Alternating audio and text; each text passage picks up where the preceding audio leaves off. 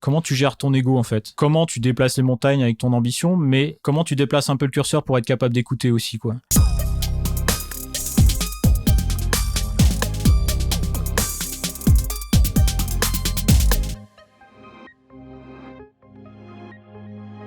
Bonjour à tous et bienvenue dans ce nouvel épisode de Charbon, toujours en partenariat avec French Tech Est et French Tech Grand Paris. Aujourd'hui à mes côtés, je reçois Sébastien Arnoux qui est fondateur de Supervision. Salut Sébastien, comment tu vas ? Très bien, super, merci. Je suis ravi de t'avoir avec nous. On est en direct de ce superbe appartement à Metz. Tu vas nous raconter un peu ce que tu fais, tu vas nous parler de Supervision. On va essayer de comprendre un peu ton parcours, là d'où tu viens et surtout là où tu vas aller. Si tu veux bien, pour commencer, est-ce que tu peux me dire qui tu es, ce que tu fais aujourd'hui dans la vie et la ville dont tu es originaire. Exact. Donc c'est pas mon appartement, parce que je suis pas de Metz.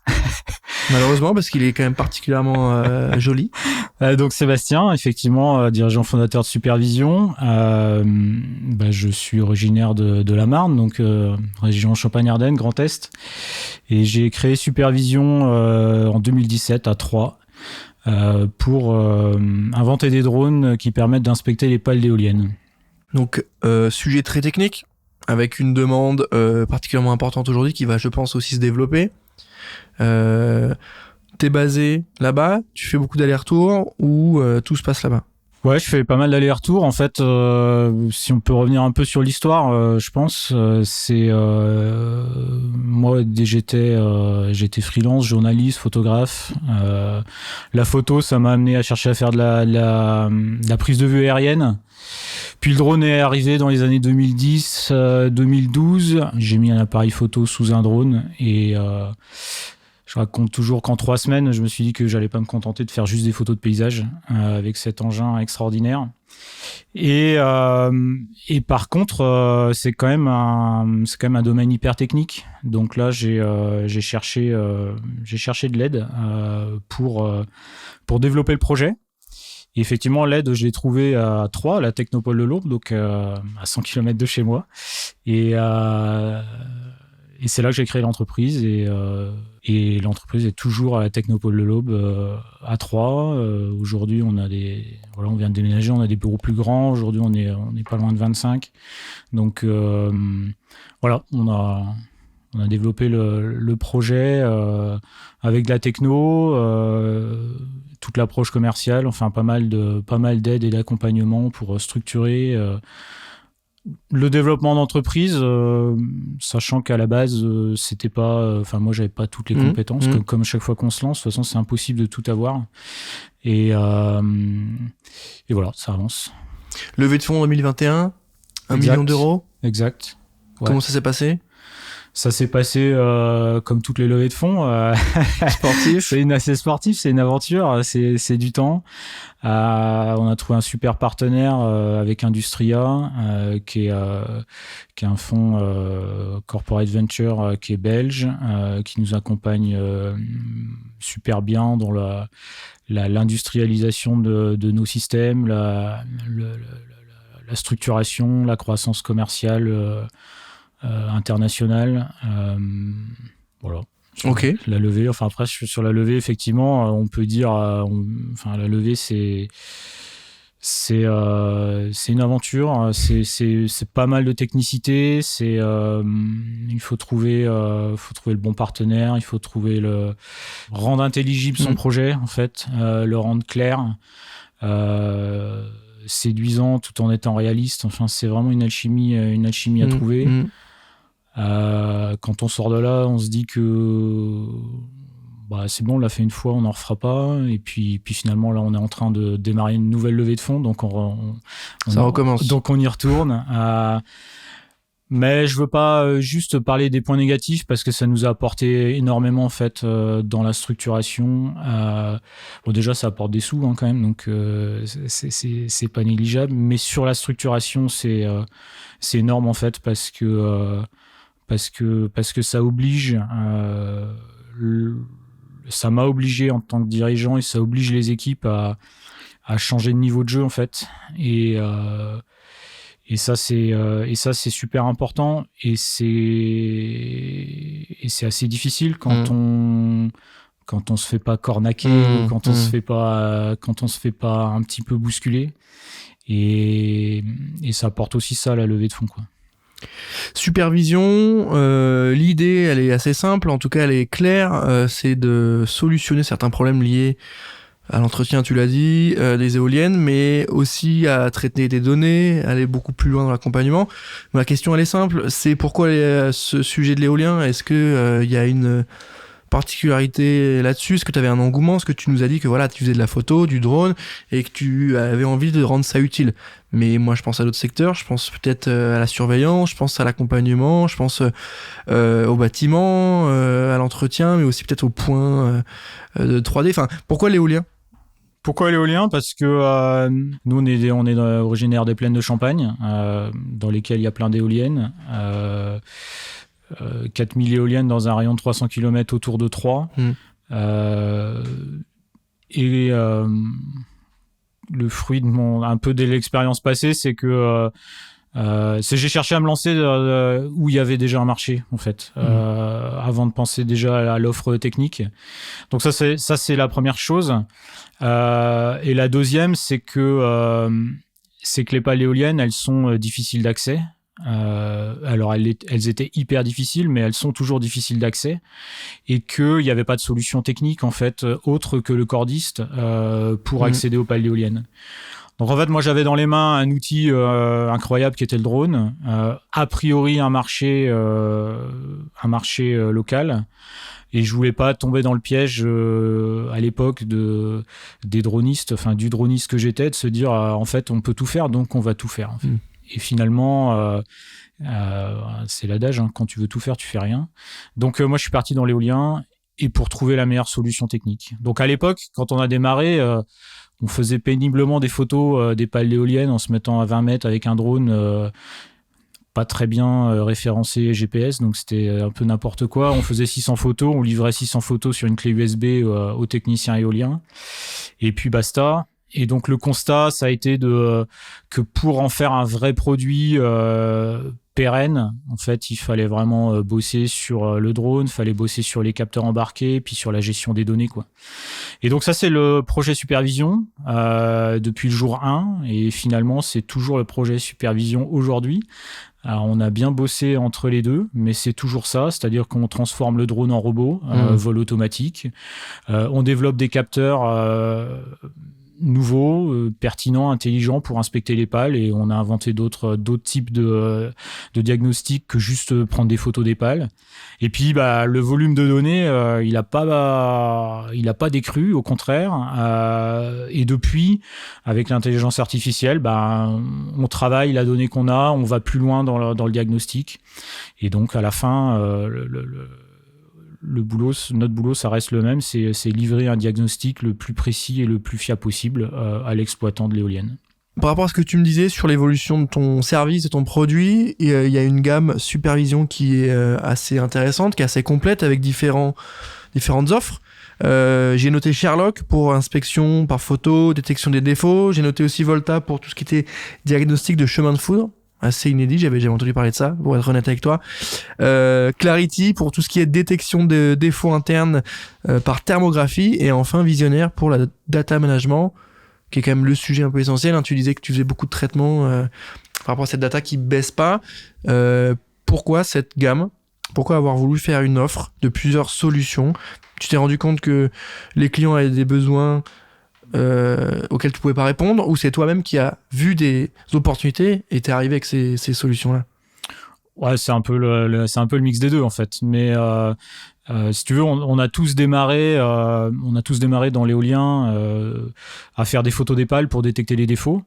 Donc sur ce sujet, on était parmi les premiers, mais aujourd'hui on est assez nombreux.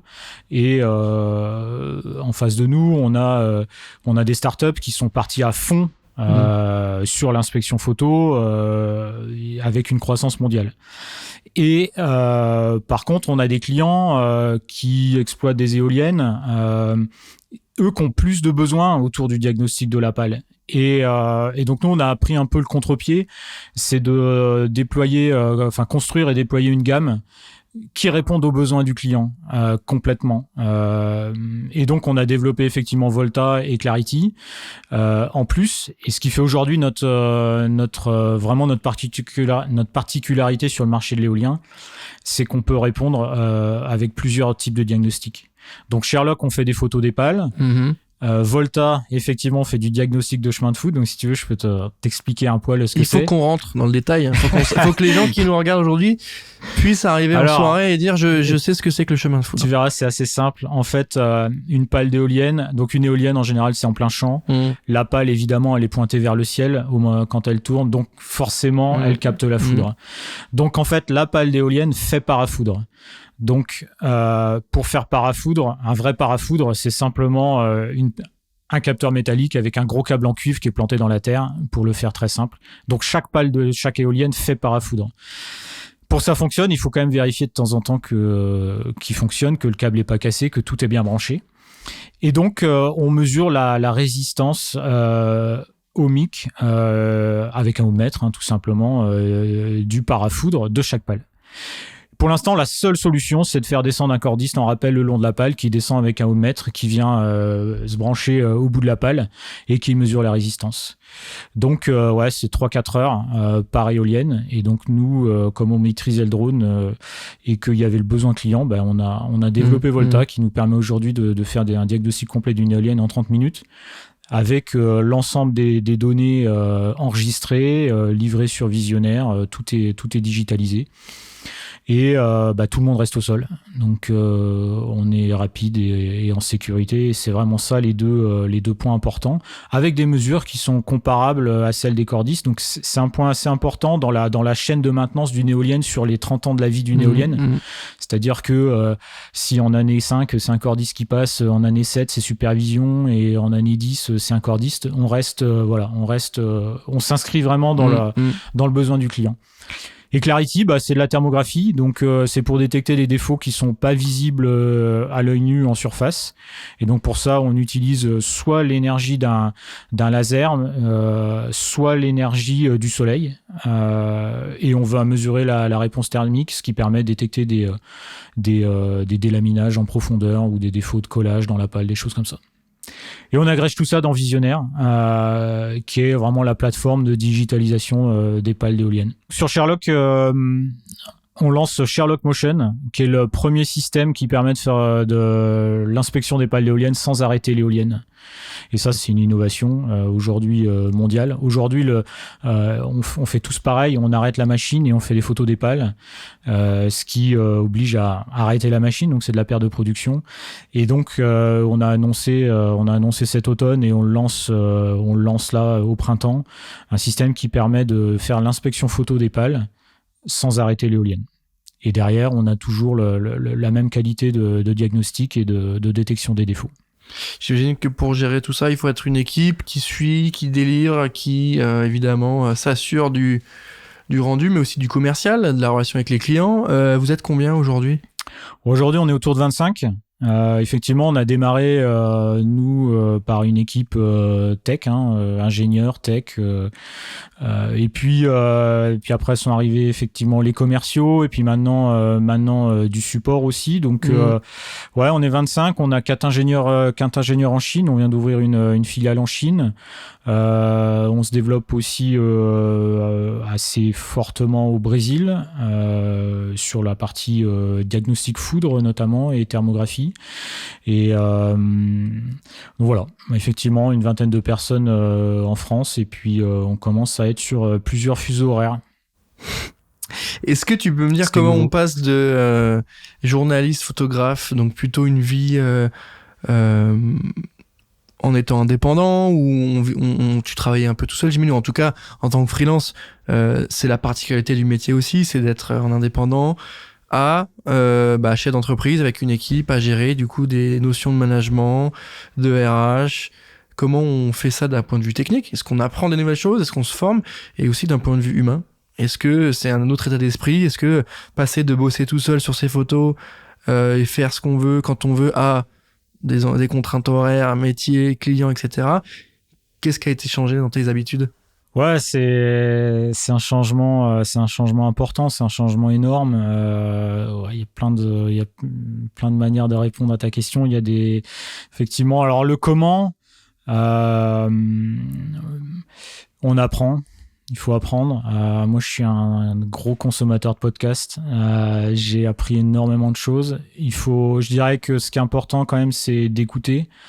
Moi, j'ai du coup cherché après justement ma vie de freelance où j'avais quand même entrepris des choses, mais souvent, enfin voilà, j'étais souvent un peu limité en fait. Je voulais souvent un peu faire les choses tout seul et bon, et à un moment.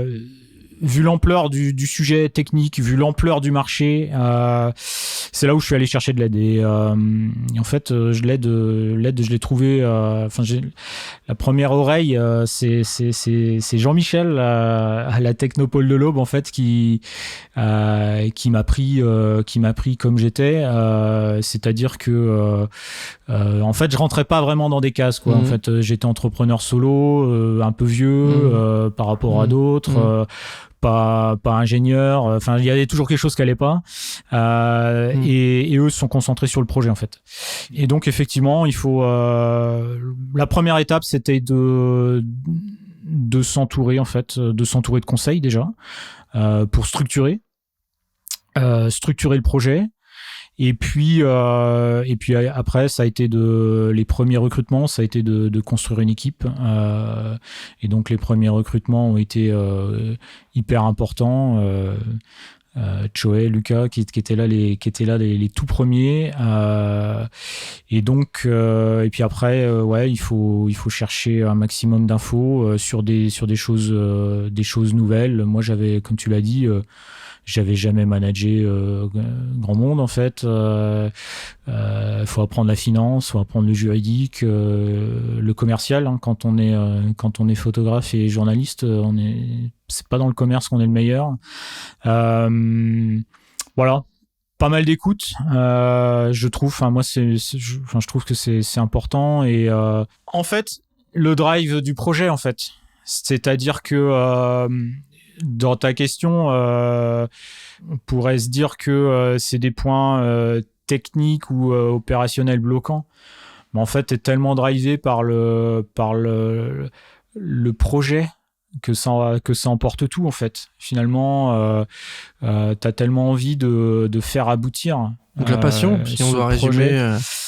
La passion la passion pour son projet, ouais, c'est un peu bizarre de le dire comme ça, mais ouais, c'est un peu ça, quoi. Il y a un moment, t'as envie que ça sorte, t'as une espèce de, enfin, c'est même pas une espèce, c'est une vraie ambition qui est assez démesurée et à un moment, tout l'emporte en fait et tu mets tout en œuvre pour l'atteindre, quoi. Ouais, mais passion dans le sens effectivement tu penses à ça le matin, le soir, t'as envie que ça sorte, pas la passion amoureuse. Je crois pas que tu sois amoureux de tes drones, hein, mais la passion dans le sens voilà, j'ai l'idée, faut qu'elle prenne vie, pour ça faut que je m'équipe, faut que je m'entoure. À la compta, faut que je craque le truc, ou en tout cas que je comprenne pour que quelqu'un me la fasse et que ça se passe bien. Mais c'est un peu aussi ça, hein, le boulot d'entrepreneur, et on se retrouve beaucoup sur ces sujets avec d'autres invités de ce podcast-là, mais le besoin de se former, de bien être entouré aussi, beaucoup, et aussi de commencer aussi parfois à déléguer. Est-ce qu'il y a eu un sujet pour toi là-dessus, là où tu faisais tout? Ok, prise de brief avec les journaux locaux, nationaux, je sais pas avec qui tu travaillais, avec les clients. T'arrives, tu shootes, tu montes, tu regardes, tu fais la retouche, tu livres, tu fais tout. Là, j'imagine que le côté technique, t'es pas forcément issu d'une formation ingénieur, du coup, il a fallu avoir des gens là-dessus. Est-ce que tu arrives à déléguer? Est-ce que tu fais confiance? Il y a aussi ce sujet-là. Ouais, c'est un sujet de tous les jours parce que il y a effectivement une délégation qui a été importante dans l'histoire de Supervision, mais c'est un sujet de tous les jours parce qu'on veut atteindre maintenant d'autres strates aussi et il y a encore un autre niveau de délégation avec la mise en place d'un management intermédiaire. Voilà, donc c'est un sujet de tous les jours. C'est pas un sujet facile, effectivement, parce que parce que il faut trouver le bon positionnement entre le on sait faire et faut savoir laisser faire les autres et leur laisser une part de liberté aussi. Donc ça c'est un gros sujet, mais j'ai pas de recette toute faite, hein, clairement. C'est chacun a sa manière de faire, c'est lié au caractère, à son caractère, c'est aussi lié au caractère de l'équipe en fait.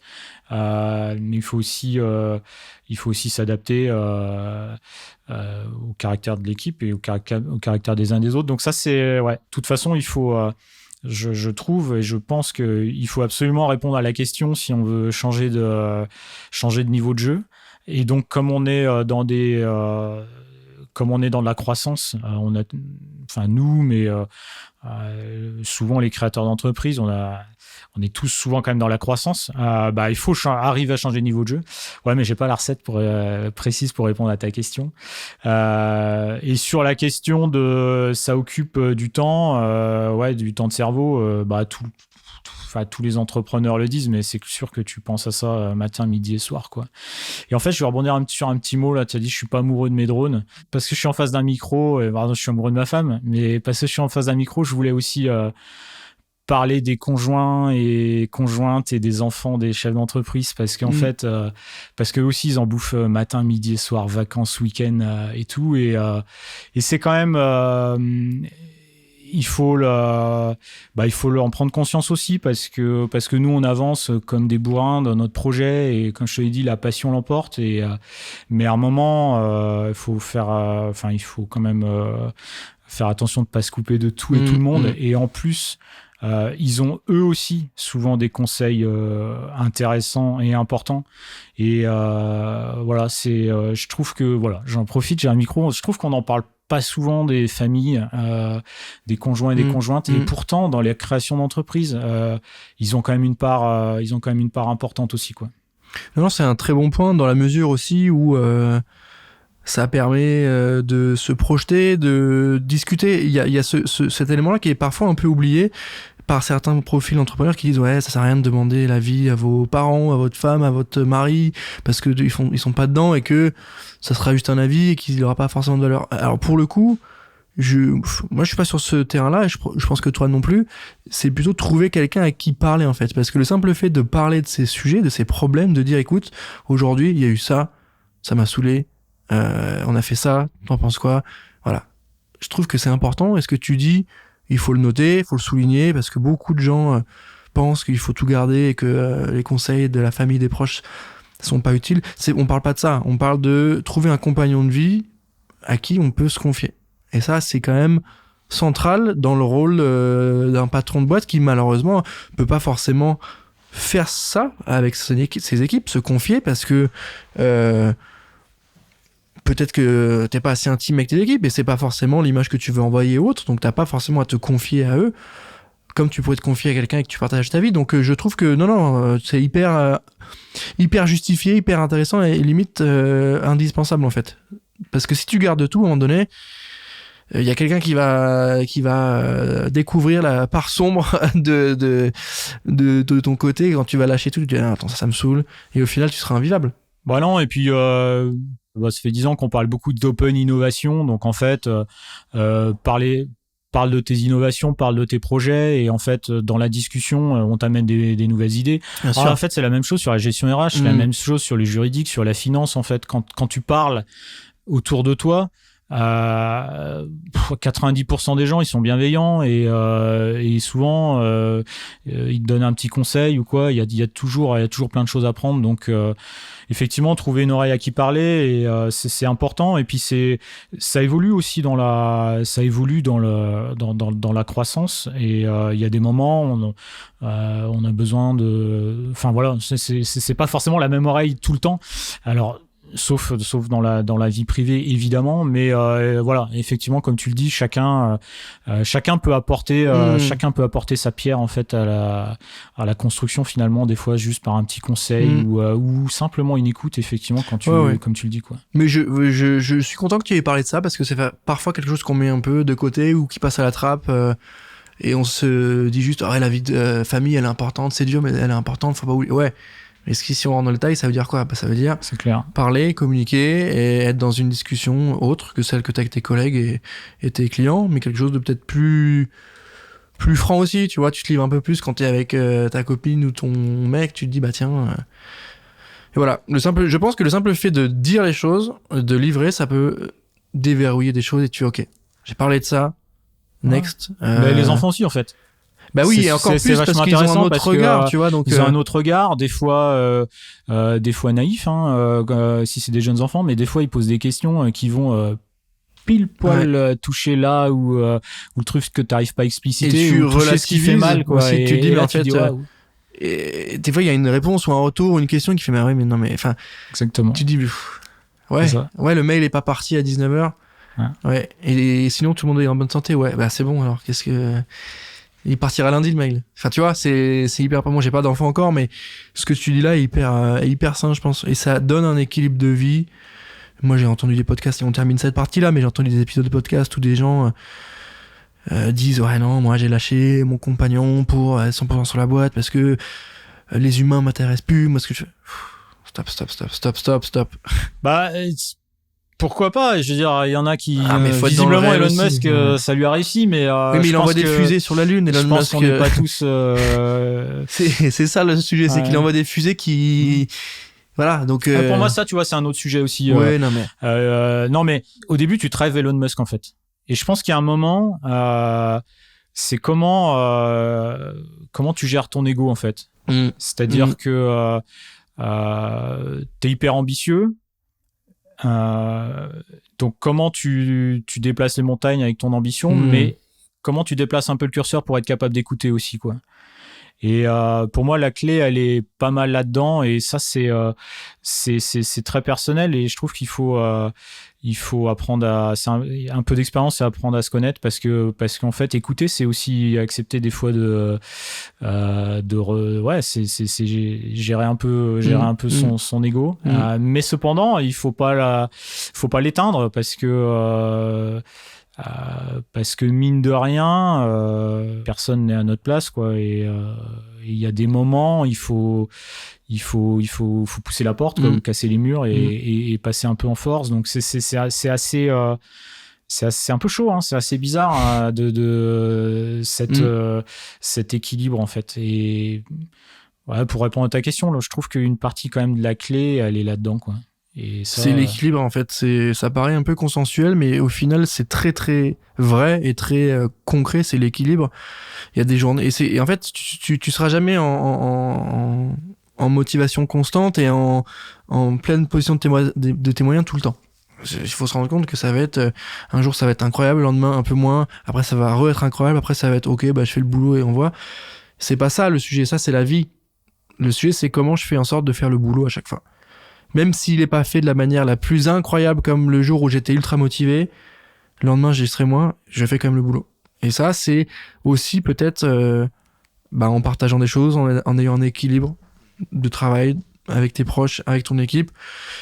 Et c'est un peu c'est ce qu'on recherche, hein, nous les entrepreneurs, c'est de trouver cet équilibre sur ok, j'avance, je me grille pas, et en même temps j'accélère quand il faut accélérer, j'ai des nouveaux produits, et en même temps je mets pas aux oubliettes mes anciens produits qui marchent encore très bien, juste par principe de faire de la nouveauté. Voilà, l'équilibre, on pourrait faire tout un épisode dessus, je pense, sur l'équilibre. Donc, c'est clair, c'est un sujet intéressant. Je vais clôturer cette partie-là qui était par ailleurs hyper pertinente. Par contre, il faut que tu me donnes, Sébastien, ta définition du verbe charbonner. Pour toi, c'est quoi aller charbonner ? Charbonner, c'est bosser intensément, quoi. Tu charbonnes, tu vas au taf, quoi. Tu baisses la tête, tu fais le boulot, tu cherches pas d'excuses, tu te confrontes aux problèmes, tu trouves les solutions, quoi. Pour moi, c'est ça, charbonner, quoi. Tu vas au mastic, en fait. Tu y vas, quoi. Et tu fais le taf. Et ouais, c'est ça, tu fais le taf, tu trouves pas d'excuses, quoi. Et t'y vas, quoi. Et là, normalement, ça produit des résultats, quoi. Ok.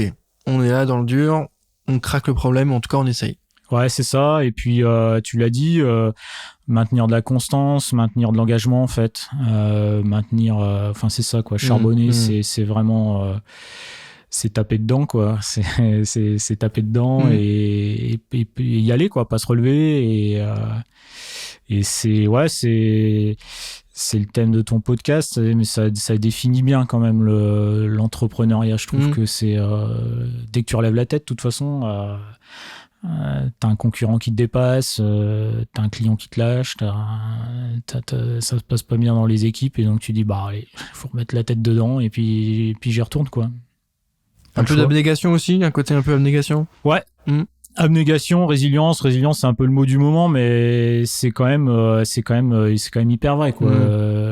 Tu l'as dit, quoi. La grosse mauvaise nouvelle qui arrive, et puis juste après t'as un coup de fil d'un journaliste au hasard pour une interview. Hey, la vie est belle. Voilà, c'est ça, quoi. C'est quelqu'un de l'équipe qui t'annonce qu'il part, et en même temps t'es en train de lever des fonds, et que t'es en train de, du coup, expliquer que t'es en train de construire une équipe de dingue. Voilà, c'est ça, quoi. C'est bien résumé, hein. Et ça sert à rien de dire c'est tout rose, ou à l'inverse c'est hardcore et quoi. C'est le réel. Donc il y a des moments hyper joyeux et qui te mettent en joie pour plein de raisons.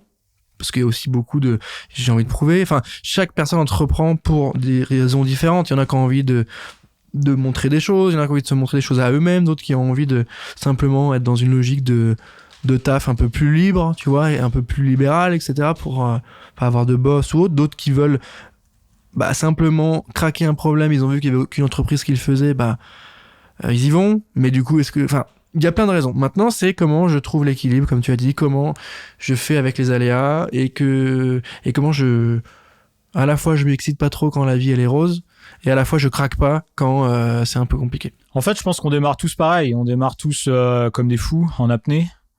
Et de toute façon, je pense que c'est une phase qui est indispensable au début d'un projet. Sauf que au bout d'un moment, alors soit quelques mois, soit quelques années, il y a un moment tu te dis mais en fait ça va pas s'arrêter, quoi. Donc si je suis en apnée, ça va pas le faire sur le long terme, quoi. Donc après ça, faut trouver le moyen de rester à fond, hyper engagé, mais pas en apnée, quoi. Voilà, ça c'est Non, je suis en phase avec ça. Le début, qui quoi qu'il arrive va taper dur. Si pas prêt à faire ça au début, enfin je dis pas que ça va pas le faire, mais en tout cas il y aura une période au début où il y aura pas de cash, en fait. Il y aura pas de cash. Tu vas monter des trucs, tu vas tester, tu vas voir. Donc en fonction de ton produit aussi, je dis ça, mais quand t'es dans l'industrie, t'as besoin de cash très vite, parce que ça coûte beaucoup de développer un prototype ou autre. Quand t'es sur du serviciel ou autre, c'est plus léger, donc tu peux être un peu plus longtemps dans le dur. Et en même temps, faut qu'à un moment donné ça sorte en termes de rentrée d'argent. Enfin, c'est là où l'équipe elle est importante aussi dans la structuration de l'entreprise, mais la structuration personnelle, en fait. Quand tu arrives à créer une équipe au support, soudée, ça apporte beaucoup de bien, et moi je suis hyper content de la super équipe supervision qui est en plus très stable, mais c'est vrai qu'une des premières fois où tu peux partir en vacances l'esprit serein, déjà tu peux prendre des vacances.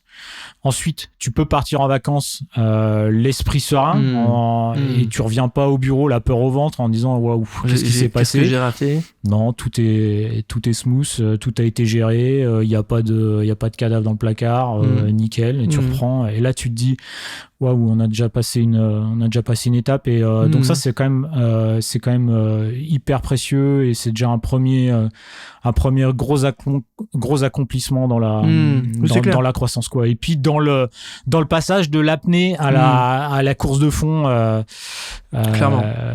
Tu montes ton niveau de jeu, tu l'as dit, c'est ça, tu passes sur un autre niveau, et il y a aussi le côté savoir apprécier ça aussi. Tu vois, le fait de se dire ok, j'ai passé ce moment-là de rush. Je dis pas qu'il y en aura plus, mais en tout cas, j'ai passé le moment où je travaille mon produit, ma marque, je lance, je produis, je me mets un peu à l'équilibre, je rentre du client, je recrute. Voilà, cette période un peu hardcore du début à ok, ça roule. Est-ce que je suis où est-ce que je veux ? Évidemment pas encore, comme d'hab. Et en même temps, il faut savoir apprécier, de dire, ok, je reviens, ça tourne, ça roule. Parce que sinon, je pense que tu as une recherche constante de mieux faire. Et ça, c'est important, mais ça arrête jamais. Il y a une différence entre viser l'excellence et la qualité et l'exigence et viser et ne pas savoir savourer et ne pas avoir de victoire aussi. Ça, c'est pas de victoire. Tu fais que, enfin, tu vois, tu cours après quelque chose qui n'est pas palpable. Enfin, je pense, hein, ça engage que moi, mais je trouve que les petites victoires, c'est ce que je regrette, cristallisent les trucs, tu vois. Je le dis souvent, je regrette un peu dans l'entrepreneuriat.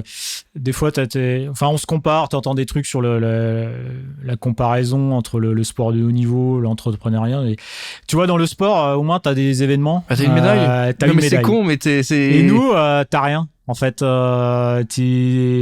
retournes au charbon justement lundi matin et puis c'est reparti et en fait on célèbre quasiment jamais et ça manque un peu quoi. C'est pas évident parce que des fois effectivement t'as l'impression que c'est un peu sans fin quoi et c'est un peu dur aussi pour les équipes je trouve donc on essaye de célébrer hein, nous dans nos valeurs, les valeurs de supervision, dans la convivialité, donc on essaye d'organiser un maximum d'événements conviviaux, mais c'est pas c'est quand même ultra important quoi de temps en temps se poser et de célébrer ce qu'on fait, sinon c'est sans fin. Et puis en plus comme on est exigeant, c'est sans fin, t'en rajoutes toujours. T'as toujours quelque chose à faire. La question c'est est-ce que quand je sors du train à 23h, est-ce que je rouvre l'ordi, tu vois?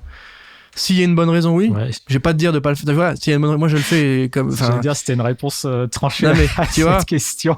Les cernes qu'on peut voir aujourd'hui mentent, en tout cas, me trahissent. Donc oui, mais en même temps, c'est parce qu'il y a des sujets pour nous qui vont arriver vite et qu'il y a des nouveaux dossiers sur lesquels on est, qui vont être structurants. Donc ça demande un peu de temps. Mais en même temps, si tu sais que tu n'as rien à faire sur tes mails à 23h et que ça peut attendre demain, lundi ou autre, à un moment donné, il y a le. Faut user de son intelligence aussi, tu vois, parce que tu vas cramer ton premier outil de prod qui est ton corps, en fait. Et tu vas cramer ce qui te permet de faire, voler ton drone. C'est ton corps, c'est ta capacité à être en bonne santé. Donc, n'oublions pas ça. Sébastien, pour terminer cet épisode, si tu veux bien, est-ce que tu peux me dire où est-ce que sera Supervision dans 6 mois et où est-ce que sera Supervision dans 6 ans? Dans 6 mois, on sera opérationnel et implanté dans plusieurs fuseaux horaires. Donc ça c'est une nouveauté aussi, apprendre à travailler avec des fuseaux horaires. Et en plus, nous on a le Brésil et la Chine. Donc autrement dit, c'est le grand écart. Dans 6 mois, j'espère que, on aura levé les fonds et on se lancera justement, comme tu viens de le dire, dans un nouveau projet incroyable et qui nous emmènera pour être dans 6 ans, pour être une référence mondiale de l'inspection et de la performance de la pale éolienne. C'est ça c'est là où on veut être. En fait, on veut être incontournable sur la connaissance, le diagnostic, la connaissance et l'optimisation de la pale éolienne. Parce que l'énergie éolienne est importante dans le mix énergétique futur. Le marché éolien est en croissance dans tous les pays du monde qui ont des éoliennes. 15% de croissance à peu près, donc c'est fou. L'offshore aussi, qui est aussi un nouveau défi, Donc voilà où on sera dans 6 ans, où on veut être dans 6 ans, pardon. On vous le souhaite en tout cas. Voilà, et après, avec tous les moyens nécessaires pour le faire, je peux pas te dire avec combien de salariés, je peux pas te dire avec combien de drones, parce qu'en fait, j'ai appris aussi à être à m'adapter en fait. On a appris à s'adapter à la croissance parce que tu peux pas tout anticiper et finalement il y a des choses qui arrivent et puis il y a des trucs que tu anticipes mal et puis il y en a que tu réussis très bien sans les anticiper aussi. Enfin c'est donc j'espère qu'on sera toujours aussi adaptable, qu'on sera toujours aussi malin, qu'on sera toujours avec l'envie d'être aussi bon et j'espère qu'on sera toujours aussi bon. Écoute, je te le souhaite. Pour ceux qui veulent suivre ça et vérifier tous les 6 mois, je vous invite évidemment à regarder ce que fait Supervision sur son site et ses réseaux, évidemment. Merci Sébastien d'avoir pris le temps de répondre à mes questions. Merci à toi. Je suis ravi de t'avoir eu aujourd'hui. Merci aussi d'avoir mis en avant les territoires et la qualité entrepreneuriale qui se trouve en local. Merci aussi à French Tech Grand Paris et French Tech Est d'être partenaires de cette saison de Charbon. Merci à toi, merci à tous et moi je vous dis à très bientôt.